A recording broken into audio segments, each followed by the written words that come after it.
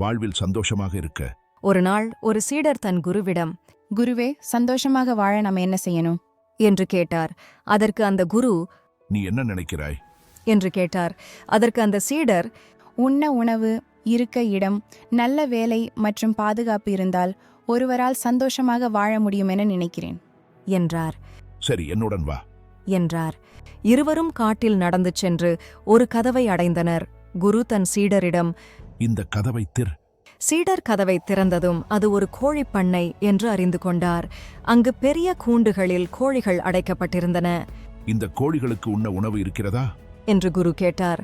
அதற்கு அந்த சீடர், ஆம், இருக்கிறது என்றார்.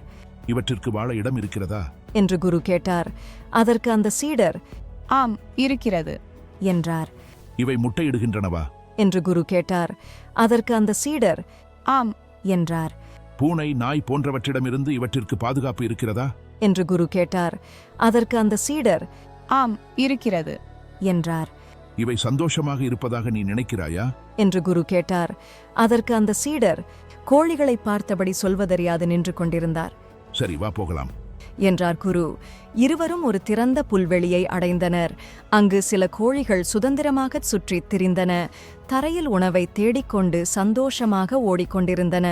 இவை சந்தோஷமாக இருக்கின்றனவா என்று குரு கேட்டார். அதற்கு அந்த சீடர் சற்று தயங்கினார். இந்த காட்சி வித்தியாசமாக இருந்தது.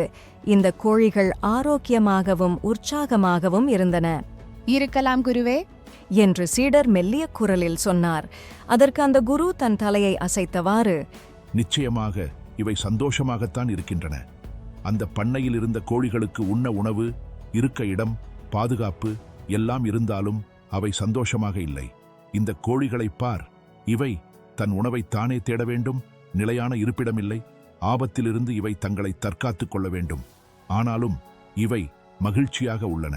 ஏன் என்று கேட்டார். அந்த சீடரிடம் எந்த பதிலும் இல்லை.